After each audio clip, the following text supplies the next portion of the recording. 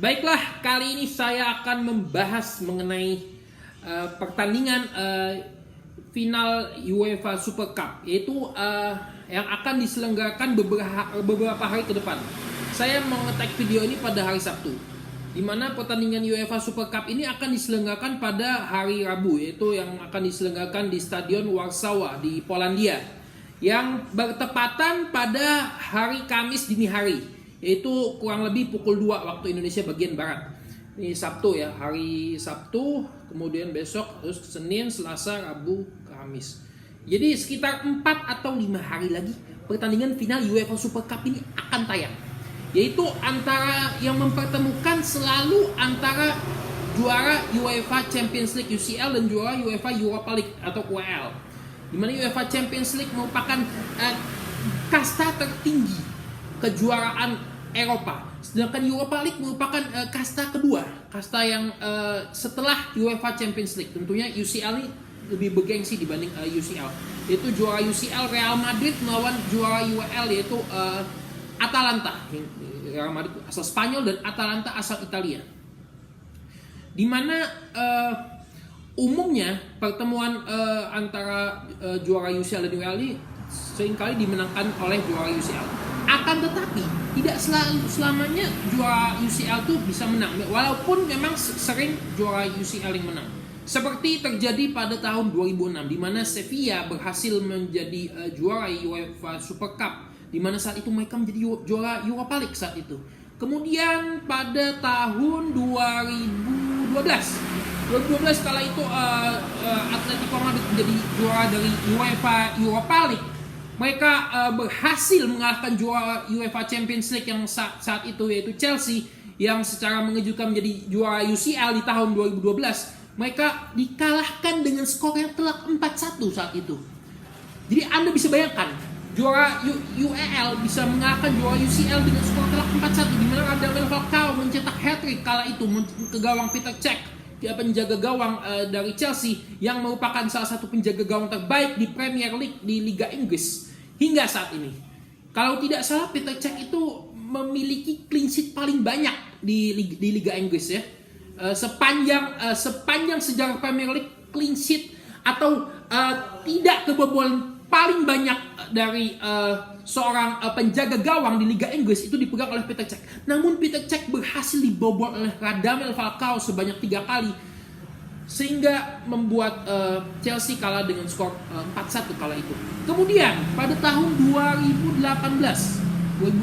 kala itu, di mana klub Atletico de Madrid, pemenang Europa League, berhasil menjungkakan Real Madrid yang kalah itu menjadi juara UEFA Champions League di tahun 2018, dan itu menjadi juara yang ketiga kali secara beruntun, di mana mereka menjadi juara 2016, 2017 dan 2018. Namun apa yang terjadi pada tahun 2018, juara UCL berhasil dijungkakan oleh klub Atletico de Madrid pada tahun 2018 kali itu, di mana saat itu pertandingan berjalan imbang dalam waktu normal 90 menit. Kemudian dibalikkan oleh Atletico Madrid dengan skor 4-2 di waktu perpanjangan waktu di extra time ya, 2 kali 15 menit, di mana salah satu golnya itu dicetak oleh Saul Niguez Escaples, dan satu lagi saya sudah lupa ingat ya, sehingga membuat skor menjadi 4-2 dan membuat Antoine Griezmann dan kawan-kawan mengangkat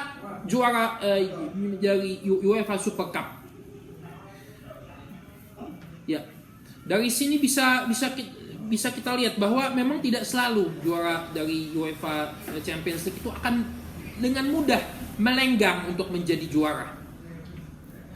Kalau kita lihat di sini antara Real Madrid melawan Atalanta yang akan dimainkan pada hari Kamis dini hari nanti, jelas Real Madrid lebih diunggulkan dibanding Atalanta. Namun kita harus melihat juga, harus berhati. Real Madrid harus berhati-hati juga, karena Atalanta ini mereka di bawah asuhan pelatih yang berpengalaman, yaitu Gianpiero Gasperini, pelatih asal Italia yang berhasil mengalahkan Bayer Leverkusen di laga final Europa League, di mana Bayer Leverkusen ini sangat diunggulkan. Mengapa? Karena Bayer Leverkusen pada Sebelum pertandingan final itu mereka tidak terkalahkan sebanyak 51 pertandingan, di mana mereka itu sangat difavoritkan untuk menjadi juara di UEFA Europa League itu. Karena apa? Karena mereka tidak terkalahkan pada 51 pertandingan sebelumnya. Kemudian mereka sangat difavoritkan untuk meraih suatu penghargaan, suatu predikat baru istilahnya, yaitu Invincible Treble. Terdiri dari dua kata, Invincible Treble. Invincible artinya dalam satu musim kompetisi dimanapun itu dia tidak terkalahkan, tidak pernah kalah. Treble itu artinya adalah dia meraih semua trofi yang bisa diraih, yaitu juara liga, piala domestik, dan juga juara di tingkat Eropa. Jadi Invincible Treble, di mana Bayer Leverkusen asuhan Xabi Alonso, mereka nyaris saja meraih Invincible Treble. Namun apa yang terjadi? Mereka dijungkalkan oleh Atalanta pada saat itu. Dijungkalkan dengan skor telak 3-0 pada saat itu. 3-0. Di mana Bayer Leverkusen sangat difavoritkan. Karena pada saat itu mereka benar-benar tidak bisa dikalahkan sama sekali. Dan 51 pertandingan tidak terkalahkan, melewati Arsenal, melewati Juventus dan klub-klub lainnya, di mana ini merupakan rekor yang sangat luar biasa. Namun mereka dijungkalkan oleh Atalanta yang tidak difavoritkan, dan dijungkalkannya dengan skor yang sangat telak 3-0 dengan hat-trick dari Ademola Lookman, di mana dia berhasil mencetak hat-trick dan akhirnya menggagapkan ambisi daripada Xabi Alonso untuk mengukir sejarah baru. Sejarah apa? Sejarah Invincible Treble. Namun setelah pertandingan kekalahan itu, klub asuhan Xabi Alonso kembali menang dan akhirnya mereka berhasil menutup musim dengan tetap luar biasa, karena mereka berhasil tidak terkalahkan di liganya, dan mereka meraih piala DFB Pokal, piala domestik, namun digagalkan oleh satu kekalahan yang sangat menyakitkan.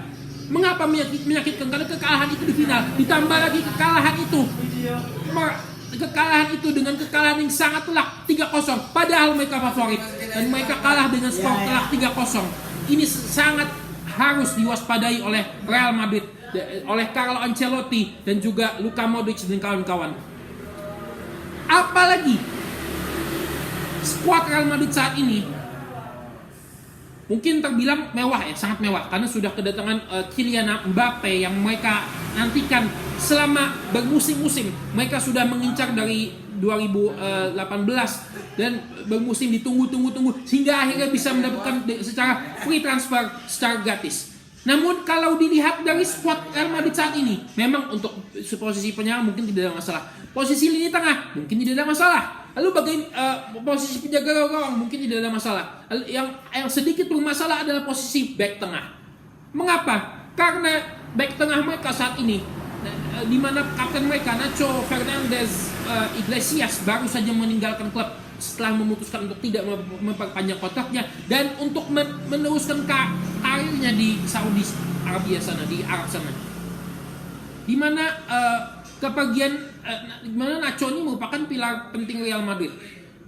Dia menjadi rekan duet Rudiger pada saat mengalahkan Manchester City di perempat final. Kemudian di semifinal dan juga di final Nacho bermain. Namun Nacho harus pergi. Sehingga yang tersedia praktis tinggal Antonio Rudiger, Eder Militao dan juga David Alaba. David Alaba masih cedera, sehingga menyisakan dua saja, yaitu Eder Militao dan Antonio Rudiger.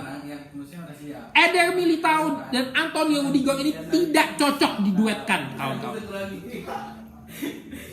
Pada pertandingan melawan Villarreal, skornya berakhir 4-4. Memang saat itu Real Madrid sudah dipastikan menjadi juara.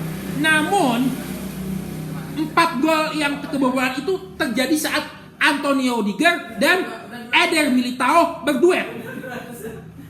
Ini tentu menimbulkan masalah tersendiri, terutama Eder Militao. Mengapa? Karena Eder Militao ini sebelum dia cedera, sampai saat dia selesai cedera, dia sering melakukan human error, blunder yang membuat akhirnya gawang Real Madrid ini mudah terbobol.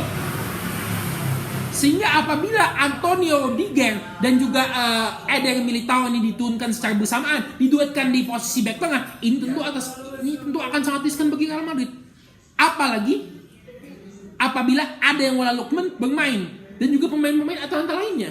Ini bisa menjadi titik lemah, bisa menjadi lubang, bisa menjadi celah bagi Real Madrid apabila Antonio Rudiger diduetkan dengan Eder Militao. Karena duet dua pemain ini tidak cocok. Seperti yang saya jelaskan pada pertandingan Villarreal melawan Real Madrid, di mana saat itu skor berakhir dengan seri 4-4, di mana kalau tidak salah striker Villarreal saat itu mudah mencetak gol. Striker asal Norwegia yang juga kompatriotnya Erling Haaland, striker Manchester City yang buas itu, di mana dia sekarang pindah ke Atletico Madrid ya. Dia berhasil membobol dan titik lemahnya ada di Eder Militao. Sehingga ini perlu menjadi ini perlu disorot, perlu dipertimbangkan baik-baik oleh Carlo Ancelotti. Bagaimana susunan back tengah yang akan dimainkan nanti pada hari Kamis dini hari nanti. Apakah akan memainkan duet Eder Militao dan Antonio Rudiger atau yang lainnya, seperti misalnya menduetkan Rudiger dan juga Antonio Rudiger dan juga Aurelien Tchouameni yang berposisi sebagai gelandang jangkar, berposisi sebagai gelandang bertahan, akan ditarik mundur ke belakang, diduetkan dengan Antonio Rudiger, atau bisa juga mungkin Eder Militao dan juga Aurelien Tchouameni, atau bagaimana? Ini perlu dipertimbangkan lagi oleh Ancelotti. Karena kalau sampai dia memainkan duet back yang salah, ini bisa menimbulkan celah bagi Real Madrid. Kalau tidak padu bisa menimbulkan celah, bisa menimbulkan lubang. Kalau lubang ini tidak bisa diatasi dengan baik, ini akan berakibat pertahanan Real Madrid mudah untuk dibobol. Kalau tidak bisa dibalas dengan baik. Kalau sudah Atalanta mencetak gol duluan dan Real Madrid tidak bisa membalas dan Atalanta parkir bus, ini akan berbahaya. Berbahayanya bagaimana? Berbahayanya akan berakibat Real Madrid kehilangan gelar juara UEFA Super Cup. Kan nggak lucu gitu kalau seandainya Kylian Mbappe debut di pertandingan pertamanya justru gagal mendapatkan trofi. Ini akan sangat menyedihkan sekali bagi seorang Kylian Mbappe Lotin. Dan akan menyedihkan untuk Real Madrid juga. Karena Real Madrid ini merupakan raja Eropa. Masa sih mereka kalah sama Atalanta istilahnya, apalagi ini dengan pelatih sekelas Don Carlo Ancelotti, tapi bisa kalah. 2018 kemarin kan mereka mungkin baru ganti pelatih, jadi masih agak wajar lah mereka kalah. Mereka diganti saat itu Zinedine Zidane diganti oleh Julen Lopetegui, dimana saat Lopetegui kan saya sudah jelaskan tuh kalah 4-2 melawan klub Atletico de Madrid, dimana klub Atletico de Madrid ini sesama klub Spanyol dan rival bebuyutan, nah jadi masih agak wajar. Nah ini kalau kalah melawan Atalanta ini akan sangat memalukan. Kita nentukan. Memang mungkin Real lebih diunggulkan, namun Atalanta tidak bisa dimenangkan dan Ancelotti harus berhati-hati dalam memasang strategi, terutama pada posisi back tengah. Siapa yang akan diturunkan, yang akan diduetkan dengan Antonio Rudiger, yang pasangan duet yang akan diturunkan? Apakah Antonio Rudiger dan juga Eder Militao yang riskan ini akan diturunkan, akan tetap dicoba, atau Antonio Rudiger akan diduetkan dengan Aurelien Tchouameni atau yang lainnya? Ini tentu akan sangat menarik untuk diamati. Bagi Anda seorang yang merupakan seorang Muslim yang ingin berpuasa pada hari Kamis, bila Anda mungkin setidaknya gabut, bingung mau ngapain, jenuh, pengen ini itu, daripada melakukan hal-hal yang setidaknya yang lebih mudarat, mungkin Anda ada baiknya bisa sambil mengamati nonton pertandingan tersebut. Tapi apabila ada hal-hal yang lebih berfaedah yang mungkin Anda ingin lakukan, tidak apa-apa. Ini mungkin itu saja dari saya. Ya, kurang lebih mohon maaf. Ya, ciao.